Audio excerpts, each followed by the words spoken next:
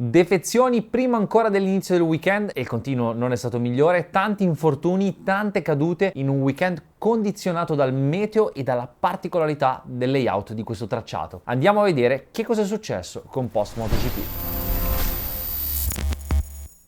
Gran Premio di Germania, pista Sachsenring, pista molto particolare, soprattutto la più corta del mondiale, con un layout sinistro-orso, sali-scendi da paura ed un intero settore da circa 30 secondi da passare inclinati a sinistra. Il circuito si trova nella parte est della Germania ed è vicino a Most, quindi alla Repubblica Ceca, e anche a Schleitzerdreieck, quel circuito stradale nel quale ho corso l'anno scorso all'IDM e nel quale non siamo andati quest'anno causa Aprilia All Stars. Sta arrivando anche il video dello Stars. Come Schleitz ed anche in tante altre gare del nord Europa si è sempre corso su circuiti stradali, quindi si utilizzavano le strade di tutti i giorni che venivano chiuse al pubblico e in questo caso era appunto un ring da 14 km. Col passare del tempo questo ring non ottenne più le omologazioni per ospitare il campionato del mondo e anche a causa di molti incidenti nel 1996 venne inaugurato l'attuale Sachsenring, anche se poi ha subito delle modifiche che ci portano al layout attuale. Veniamo da Assen Round, nel quale abbiamo visto un dominio assoluto di Marquez, e anche qui al Sachsenring non è cambiato molto, anche perché è una pista tutta a sinistra che è il suo punto di forza. Oltre a questo, quando sei in uno stato di grazia mentre gli altri sono concentrati a cercare di colmare il gap su di te mettendo gomme nuove, cercando la performance e lavorando sul setup, Marc già venerdì, essendo a posto e con un ottimo feeling sulla moto, è stato uno dei pochi a fare un secondo run con le gomme usate per cercare di capire la moto e lavorare sull'elettronica in ottica gara. Beh,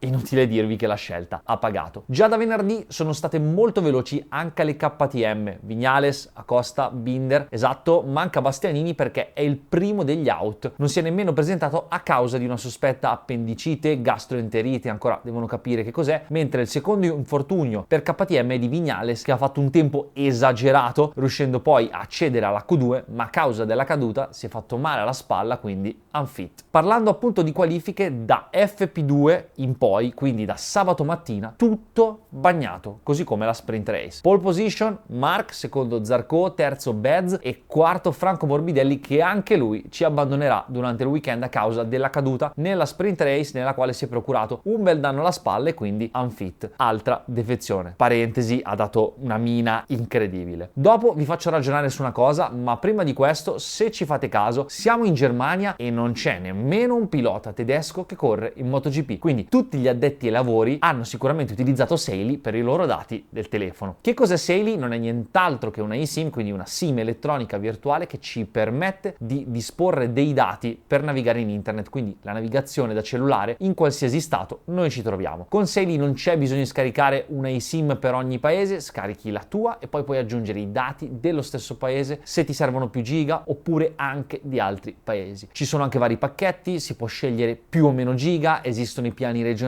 per chi viaggia molto e va ad esempio in Asia, sceglie la zona dell'Asia ed è coperto per tutta la zona, ed è facilissimo perché si fa tutto tramite la loro app, che veramente c'è a prova di errore, e infatti domani parto per il Nürburgring e quando arriverò a Chiasso aprirò la mia app Saily per fare la eSIM e attraversare la Svizzera. Tutto questo per dirvi che se vi scaricate Saily e inserite il codice Mazzuoli avete il 15% di sconto sul vostro primo acquisto. Tornando al nostro ragionamento, sabato sprint race, gara bagnata, come spesso abbiamo visto quest'anno, Marc decide tutto lui, parte, tira una staccata incredibile, non ci sta, quindi lungo, e si accoda in mezzo al gruppo. E in testa chi ci va? Marco Bezzecchi con la sua Aprilia. E vi dico questo, se Aprilia e Marco Bezzecchi non venissero da tutta questa scia positiva dell'ultimo periodo, vedendo quello che è successo nella sprint avrei pensato, classica gara fresca dell'acqua, ovviamente bagnata, nel quale l'Aprilia funziona bene, ma qui non si tratta più di un risultato isolato, qui cominciamo a vedere sempre più spesso questa moto nera e rossa davanti. Tra l'altro, senza nulla togliere a Bez, a metterla in quelle posizioni è fra virgolette la seconda guida, perché il campione del mondo in carica Jorge Martin è infortunato. Alla fine poi prima, seconda guida, alla fine sempre il cronometro che parla. Tra l'altro, come vi avevo già detto nello scorso video, il risultato di Aprilia ha ancora più valore perché nel fare una moto per battere Ducati nel 2025 hanno a disposizione solo il pilota titolare e collaudatore Lorenzo Savadori, tralasciando ovviamente le moto clienti, però i risultati non sono tali da dare indicazioni, cioè sì, sicuramente danno indicazioni, ma per battere Marquez servono i dati di persone che vanno più forte e in questo Jorge Martin è mancato. Martin, che ha provato a Barcellona l'RSV4, ma avrà fatto 46,5, scherzo, non lo so. Ha provato a Misano la MotoGP, primo ad usufruire della regola che Aprilia ha richiesto per far tornare un pilota in sicurezza ed è pronto a rientrare la prossima gara, ovvero questo weekend a Brno. Tra l'altro io mi chiedo, ma se è scritto BRNO, come si fa a dire Brno? Boh, vabbè, andiamo avanti. Chiusa la parentesi Aprilia e tornando alla sprint dopo l'errore di Marquez, in testa ci va Béz, seguito da Morbidelli, Quartararo di Giannantonio. Come abbiamo già detto, Morbido cade, si fa male, mentre dietro piano piano Marquez passa tutti, di Giannantonio, Quartararo, Béz, andando a vincersi un'altra sprint. Un personaggio che è mancato in questa gara e che secondo me, non ho capito la scelta della gomma che ha utilizzato, ma è proprio Zarco, perché è stato l'unico a scegliere la gomma Rain Medium al posteriore. Ovviamente avrà avuto le sue ragioni e motivazioni, ma nulla mi toglie dalla testa che se avesse utilizzato la soft sarebbe stato della partita del gruppo lì davanti. Quindi alla fine sul podio abbiamo Marquez, Bezzecchi, Quartararo in una gara nella quale sul bagnato, lo sappiamo, il pilota ha la possibilità di fare un po' più la differenza rispetto al pacchetto tecnico. Il buio più completo invece per Pecco Bagnaia, arrivato con ben 20 secondi di ritardo, ma quello, vabbè, non è un problema. Comunque sul bagnato il problema è che sono 20 secondi in 10 giri, ma più che la performance secondo me è proprio la situazione. Io dentro di me non sono così convinto che non ci possano essere sconvolgimenti nella situazione di Pecco, nel senso che siamo sicuri che resti in Ducati. Ha detto 1000 volte che c'è un contratto da rispettare, che giustamente entrambe le parti hanno preso un impegno, però qua non è la vicenda Martina Aprilia dove le due parti hanno pensieri diametralmente opposti, e se per caso le due parti si trovassero d'accordo nel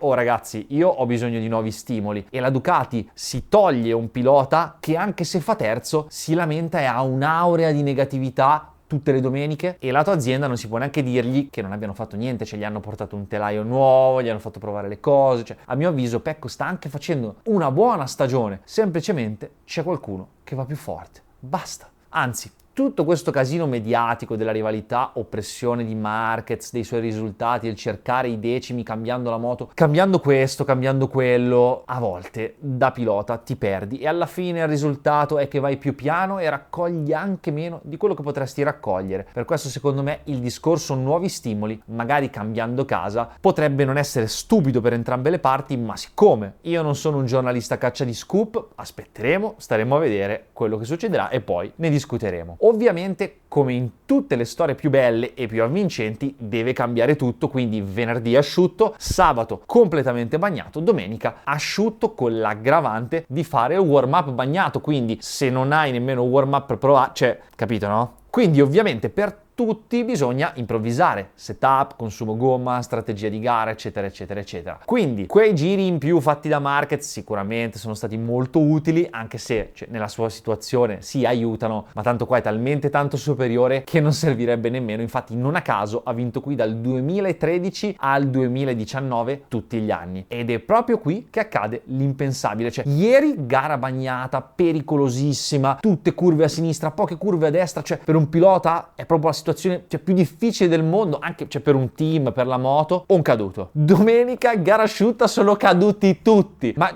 com'è possibile? Raga, sono arrivati in 10, hanno preso tutti i punti, fra un po' prendeva punti anche il Marshall, 8 cadute. Incredibile. Tra l'altro, vabbè, una incolpevole e stavolta Mir è caduto, ma non è colpa sua, mentre Sava è caduto ben 2 volte. La temperatura, come hanno dichiarato tanti piloti e tecnici, era quella ottimale per andare in moto, per sfruttare le gomme. Il problema è che fra il vento ed avendo piovuto tanto il giorno prima, la pista era poco gommata e soprattutto si parla sempre di questa differenza di gommatura, anche di linea fra Moto 3 e Moto 2 che usano Pirelli e la gommatura delle Michelin. Quindi sarà curioso quando la MotoGP passerà a Pirelli vedere uniformato tutto il campionato e che cosa cambierà in questo senso. Comunque, in questa gara matta, stavolta alla partenza Marquez non ha sbagliato, è partito, ha salutato tutti e se n'è andato. Quasi 7 secondi di distacco a suo fratello Alex, che tra l'altro garona da infortunato, e Pecco chiude a podio una discreta gara attaccato ad Alex. Sì, è vero, lo so, c'è da dire, ma se Béz non fosse caduto, ma se Digia non fosse caduto, raga, sono caduti. Alla fine, alle gare, fa risultato chi non cade. Mi spiace tantissimo per la caduta di Pedro Acosta, che è caduto nelle fasi iniziali della gara, nel secondo sinistra in discesa, che tra l'altro dal replay sembra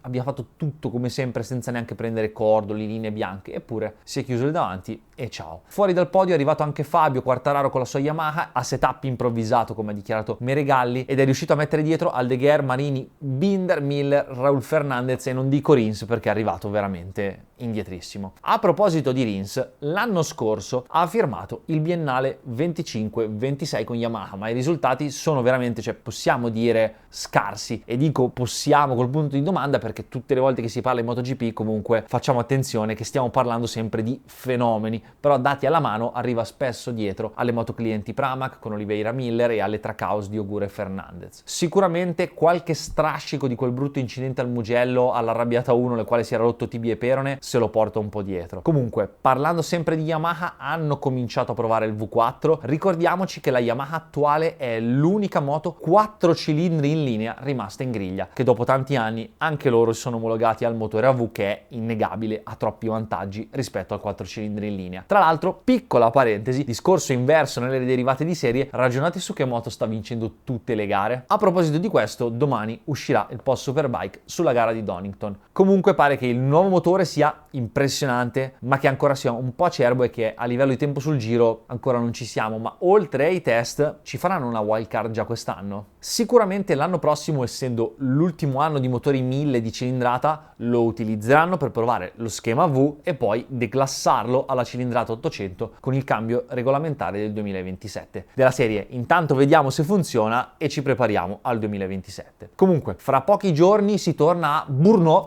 asfalto nuovo, pista esagerata e soprattutto è tutta a destra, anche se credo che nulla possa fermare Marquez in questo momento. Sono curiosissimo di vedere Martin come si comporterà e sarà curioso di vedere come sarà una pista nuova, visto che è dal 2020 che non si corre qui e che nel 2020 l'asfalto era quello vecchio e le moto erano molto diverse. Io vi saluto e noi ci vediamo domani con il post Superbike. Ciao!